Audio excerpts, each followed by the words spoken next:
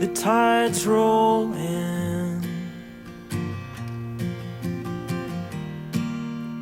tearing down what we Greetings in the name of built Christ. My name is Greg up. Garis. I'm one of the pastors here at St. Philip Presbyterian Church in Hurst, Texas.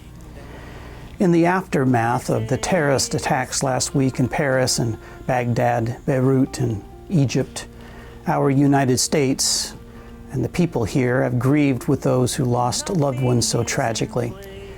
Many of us remember the attacks in 2001 on New York City and Washington, D.C. We remember that plane that went down in Pennsylvania.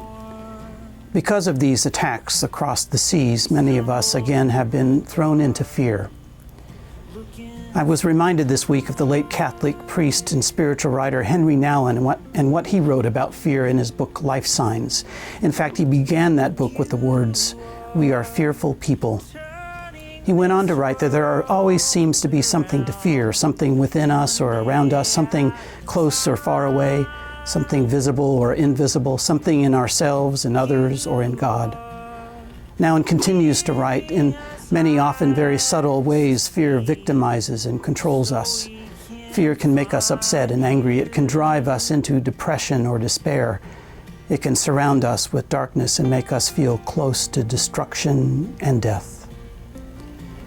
In his book, Nouwen's conviction is that love is stronger than fear.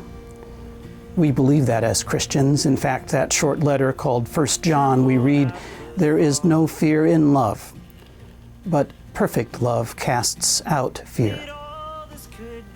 The passage that I'm preaching on this week, the words that I'm wrestling with, are found in Luke's Gospel, the 17th chapter, verses 11 through 19. In the story, we hear that Jesus has walked into a village and 10 lepers approach him and yell at him, "Jesus, Master, have mercy on us."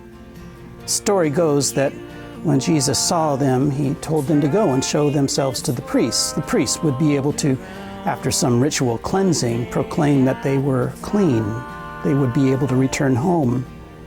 And when the lepers turned and left to see the priests, they were made clean. Then we read that out of the 10 lepers, it was only one who stopped and turned back to Jesus, worshiped God, and fell at Jesus' feet. What we read in the passage is that that one was a Samaritan. A Samaritan. The Jews hated Samaritans. In fact, it was probably an outrage for some that this non-Jew turned back. But Jesus then does something else. We read in the passage, he tells that Samaritan that he should get up and go. Jesus told him that your faith has made you well. The gratitude of the one who was a foreigner, an outsider, a refugee, who turned back to the source of life and healing was lifted up for his faith. That foreigner, that outsider, that refugee that encountered the healing power of Christ is teaching us a lesson. He's teaching those of us who are fearful. The lesson in the passage centers on gratitude and counting our blessings, but it also highlights that even the most unlikely people that we may want to shun or shut out or be fearful of might just be the ones that God uses to help us know something about faith. Join us for worship on Sunday and hear how this passage has pinned me down.